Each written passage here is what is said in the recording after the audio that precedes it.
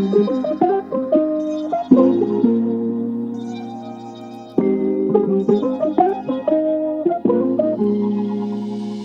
hello and welcome to our 5th episode of the All Good Things podcast.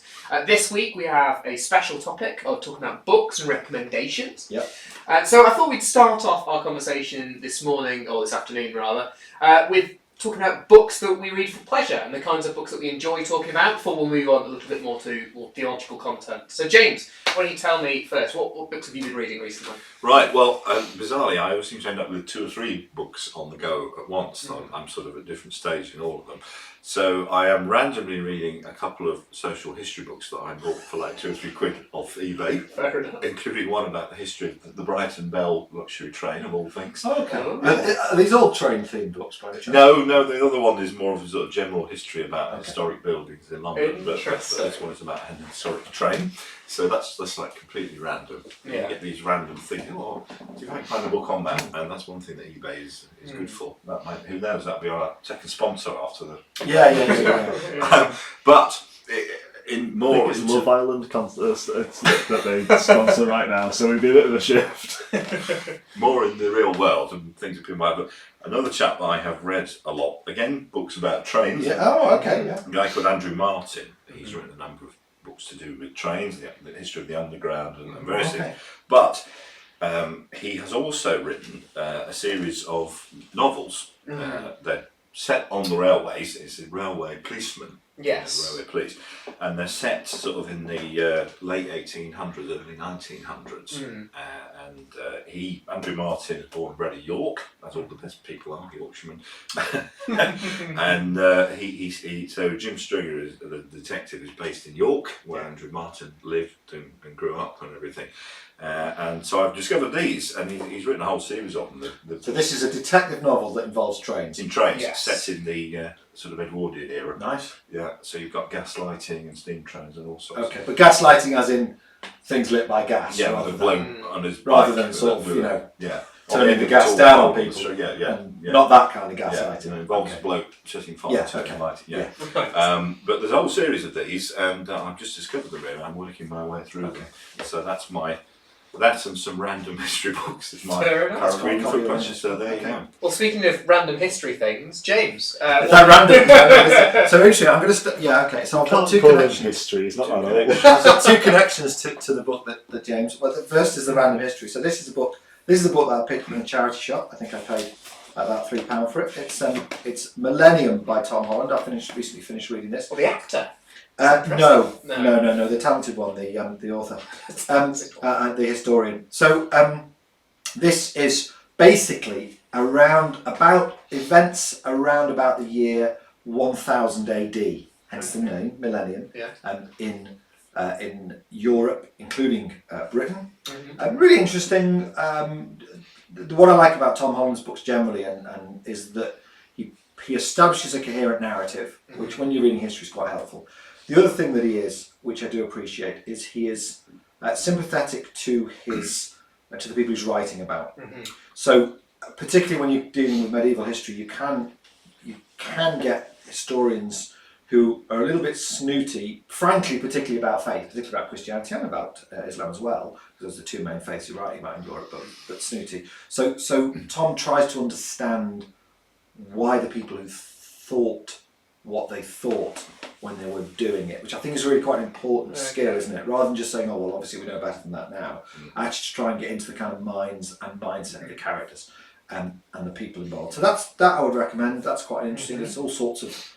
I mean, the big case is that this is why the world is the way it is, and I think, there's something in that, but that was good. So that's my one connection to you. The other connection to you, slightly looser, is that this is the same publisher as one of yours. Oh, right. Oh, really? This is favourite, but this is poetry. Okay? Right. Now, I don't know if that's allowed on a podcast, or if that's a little bit highbrow, but this is a book of poems. I read quite a lot of poetry. I think I read poetry very badly, because I just read it, and I don't read it out loud, which you're supposed to do, because that'd be weird on your own.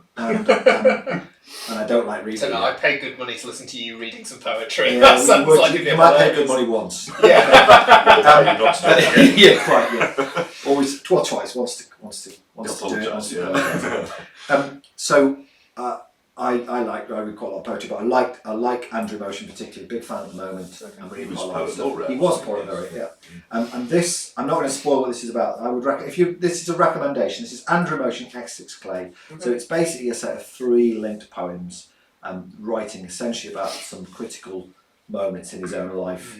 Beautifully written, very, very evocative of the end of childhood, of an experience. I'm not going to talk about what it was because I think it's best to read it. An experience that he had, and some stuff subsequently. His style is kind of blank versy in the sense that it's not all rhyming couplets and things like that. Okay. It's a little bit broken sometimes, but I think it's very readable. So I've really enjoyed that. I know these aren't recommendations, but that's why I'm reading Andrew Motion. Available for all good retailers. And if Faber want to give me some commission, Well, yes. I'm not above that. I'm not above that. Okay, two Have you been reading anything? Actively recently, I've been running my way through some Brandon Sanderson novels, so he's one of my favourite authors. But I was actually going to recommend a different book. So I know it's quite a hotly contested topic as to whether audiobook listening is reading or not, and It's not that hotly contested. The answer is no. maybe not reading in the sense of traditionally opening up a book. I do find it easier to concentrate because I can do both of them in tandem when I'm busy or not. Actually, the book I really wanted to recommend is a book called Children of Time by Adrian Tchaikovsky. Okay. And it was recommended to me by a friend of mine back in university, and it focuses on the idea of the human race. The Earth is dying, they're going off into space, and the idea is they're going to terraform a planet that they can then live on. Okay. And so their plan is they're going to send down some, you've got to obviously take some liberty with sci-fi, so their whole idea is this rapid evolutionary sort of pathogen that they've released down onto the planet, along with some monkeys and animals and stuff like that, to see if they could produce a livable atmosphere. And while they're sending them down, basically the humans that are on board go, oh, well, I'm going to be dead before we find out what happens to this. So let's go early. Let's go early and let's invade. So they blow up the experiment, it showers over the planet, and instead, because all of the mammals burn up in impact, the only thing that survives are the insects.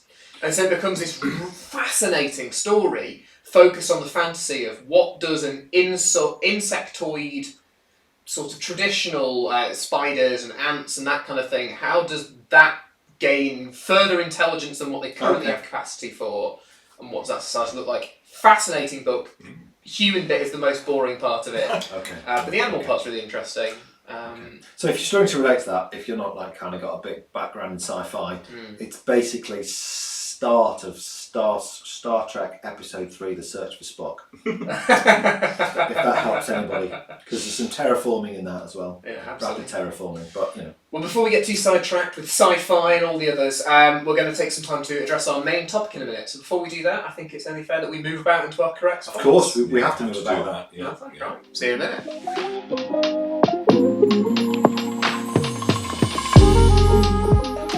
Well, we've all moved seats, which obviously is an important part of the podcast.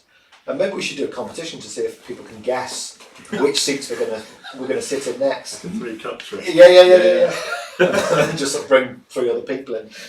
So we're still talking about books, but obviously this is the more serious part of the podcast. So we're talking about sort of theological books and books to help us understand the Bible and that kind of book, and very much books that we would recommend other people to read. Okay. I suppose I'll listen to on audiobook if you're utterly desperate, but basically read. So Adam, as you're in the hot chair, literally. I am, yeah. What would you recommend for us? Okay, listeners will spot that someone perks up when they sit near the fire, and as you get further and further away, they get more and more dormant.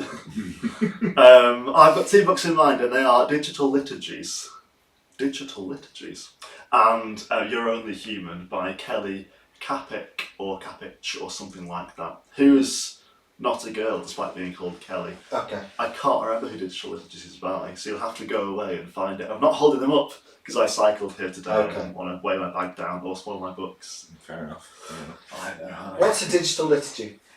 So, I'm gonna skip past that question and say this is a really good book for people who are interested in not so much the kind of how do I use my phone better or which bits of the internet are worth going on and which bits are not, but it's more about what's it like now being a person in a world that's really changing its shape with technology. So if you're a person who's on WhatsApp, then I'm sorry, I commiserate. It's a bit grim sometimes. If you can't keep up with 30 different group chats that are constantly going on, and you feel like for some reason it's beyond you, part of digital literacy says it might be that what it means to be human, what we've been made to be capable of, is a bit tied into like what we're actually made of. And we're made to be a person in a body, and you can fit in a room with some people, but actually you can't be constantly connected to the whole world instantly, and maybe that's not an accident. Because the body is a deliberate limiting factor. Yeah, which we'll come back to with the second book. Okay. But yeah, I found that really, really interesting and well phrased. Digital Literacy, I think, keeps banging on about a theologian called Babbling. Oh yeah. Who comes up a lot on a conference that James and I go to in January, which is very good. So Dan Strange is a chap who's at Oak Hill. Yeah. Who likes to talk about Babbling with his Magnetic Point, which is another great book, bonus one.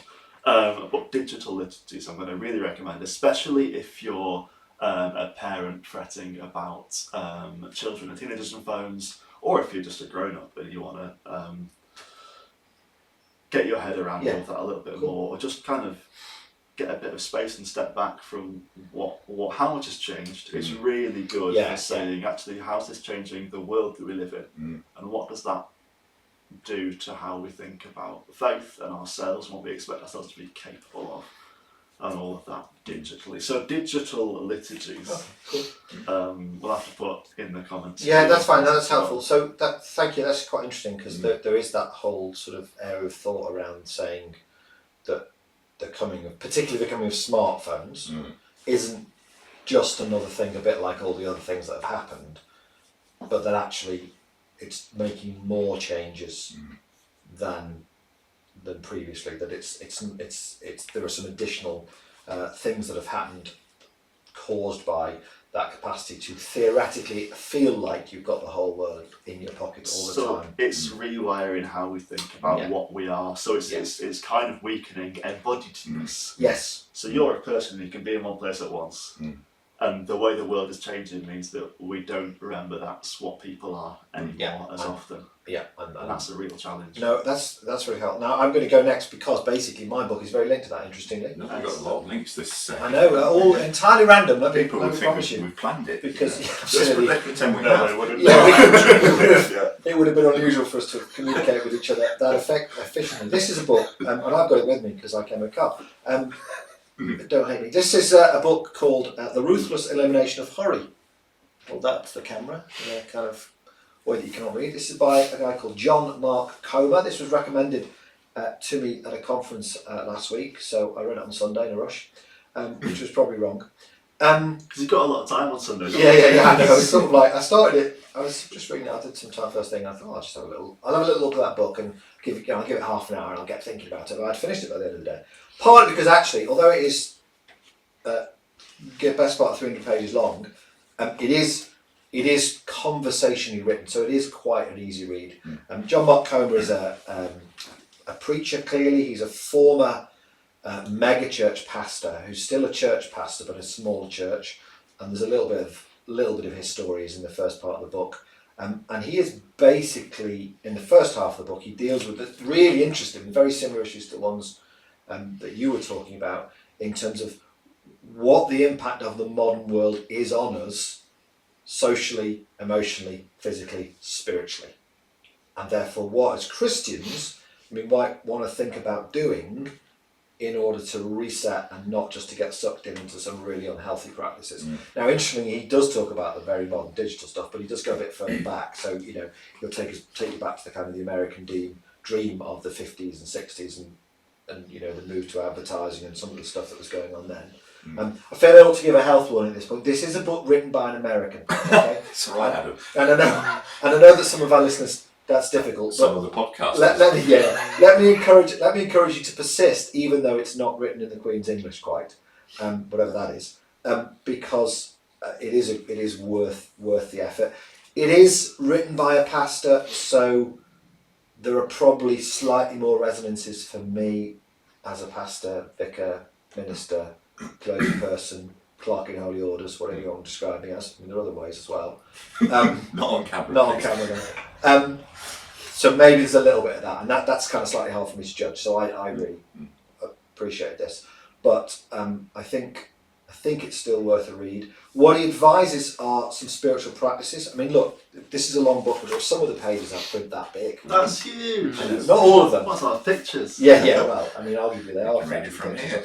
but he leans into the idea of spiritual disciplines and using those. And I don't know if you've come across the idea of spiritual disciplines before. I think those of us who've kind of grown up in the evangelical tradition have both been aware of them as potentially helpful, but also have been a little bit suspicious of them.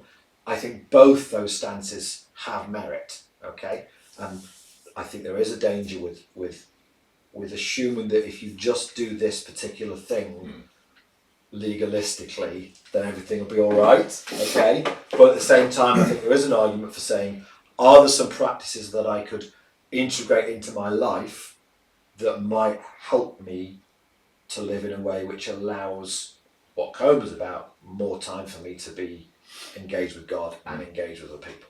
All right. So that there's a little bit of that with this, but he just basically talks about 4 spiritual disciplines. I think what he says is challenging. I don't agree with all of it by any means, but I appreciated the whole book and everything he said. I would recommend this to anybody who's interested in thinking about how do I take a little bit of a step back from where we are and where we're kind of relentlessly heading, and think about whether it is I really want to actually live like that, or whether I want to do things, or whether I might be open to the possibility of doing things slightly differently. Okay, but yeah, really good. John Mark Comer, The Ruthless Elimination of Hurry. Nice. I'm going to nip back in for my second book because we're in thought you a did similar that. area. Okay. I don't think we gave you digital liturgies. Okay. So You're Only Human by Kelly Catholic, which I won't be saying wrong, is quite similar but moves away from the tech to a more general. Yeah, okay. So especially on embodiedness, on all sorts of human limits. He writes it really pastorally for one thing, so it's some big ideas but practically, which is always great. And talking again really about how the way that we think about ourselves doesn't always acknowledge how we're made and what we really are. And we imagine that we can do everything and sort of be God. Well, that's always the issue, isn't it? Yeah. Which doesn't leave a whole lot of space for God being not like us and being way more capable. And he makes that such good news. That's the whole message of You're Only Human, is like you're not utterly boundless and capable and powerful. And that's really good news, because you need to know it to not try and do everything, and because there's someone else who is. And there is a design feature there, isn't there? The inability to be in more than one place at once is actually part of the design. Which links back to your other book on social media. Yeah, they're really similar. Yeah, good. Read them both. Good. Okay. Yeah. And I think I'm inclined to say, looking at the 2 things you've got in your pile, and now for something completely different. Well, sort of. There's a very, very tenuous connection in these both books that I'm going to talk about are probably partly aimed at sort of church leaders and things. Yeah, okay. But again, as you said, James, I think they are worth reading if you're not directly involved in church leadership or ministry. Both of my books are Church Society books, our patrons. So I'm not angling for yet another sponsor, but just they're coincidentally Church Society books. Getting closer to our own league, though. Yes. So if you're listening, Lee, I think effectively we sponsor them rather than a bit of publicity then for League. So this is written by Lee Gatiss, who is the director of Church Society, and it's called Fight Valiantly, Contending for the Faith Against False Teaching in the Church. And it's just looking at what does it mean to contend for the faith that we understand from the Bible, and there's, as we know, a lot of confusion and arguments about in the church at the moment. Let's not get sidetracked by all of that. How are we as Christians seeking to faithfully uphold biblical teaching and contend for the gospel?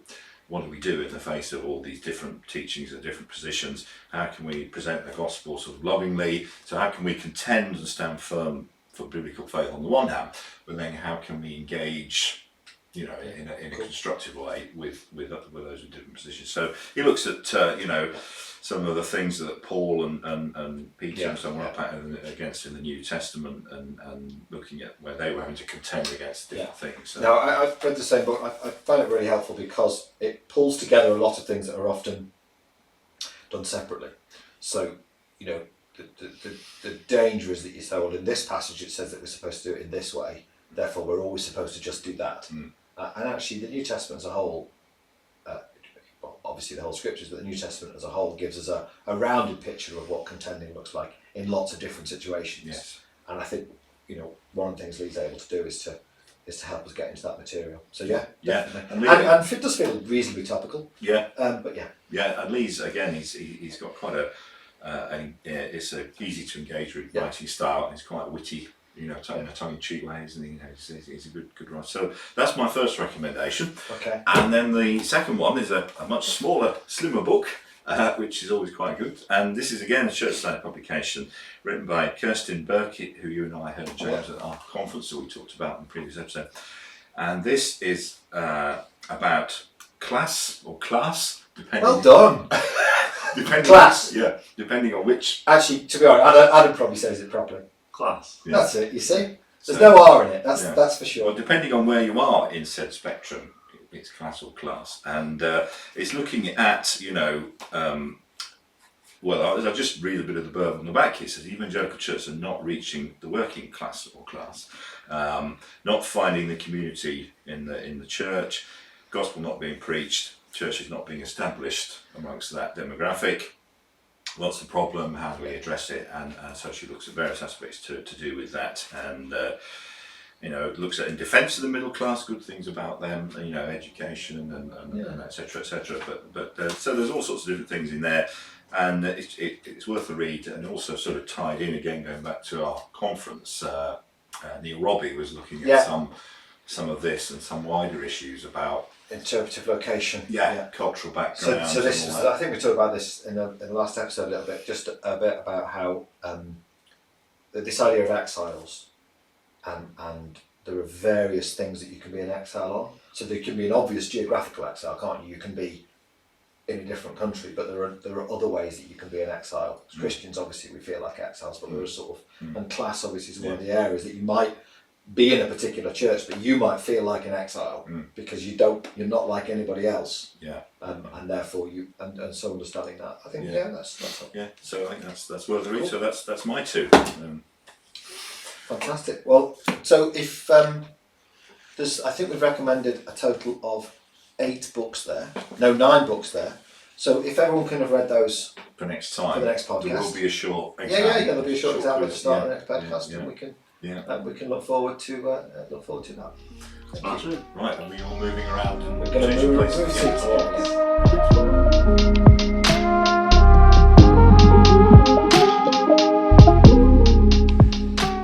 Well, hopefully you come to the end of your pile of washing up or your little car journey, whatever you do with your podcast, because it's time for us to wrap up. And so it remains for me to say, please send in your questions, and you can email them to the office at St Albans, Duffield.co.uk, and you can put them now in the office postbox, just by the printer and the first aid kit in the middle. That's very exciting. That's very exciting. We might even open not terribly digital, but very exciting. That's okay. We're embodied people. We can that's true. Paper. Why would we do it? No. Or you can comment on YouTube if you're one of those people. You can just whack it on there, and that'll be. We really would love to hear from you. We'd love to talk about things that you want to listen to. So far we're guessing. We hope we're doing well. So that brings us on to next episode. Very exciting. We're going to be talking about the Secret Service. Ooh. So you'll all know exactly what we mean straight away. Of course. Sure. Yeah. James might give you a MI6, CIA, you know, we're talking about all the greats. So I'm supposed to try and we'll think of a clue that isn't too much of a clue. Okay. It's something to do with church. Okay. It's not that much. Sorry about this. It's not that much to do with MI5, the FBI, or the CIA. James Bond at least involved. That we know of. No, but no. James Bond is not. But there are quite a lot of Jameses involved. Oh really? Interesting. I mean, that which will come as a complete surprise to everybody. And we often refer to the little yellow Secret Service field guide. We do use the little Feels yellow. a There is a little, little yellow yes. Duffield guide, Yeah. absolutely. So Yeah, if we haven't absolutely. already faded out on the rabble that we're talking, then we'll leave you That'll- there. We that'll look do, forward that'll to you hearing Next us time, soon. the Secret Service.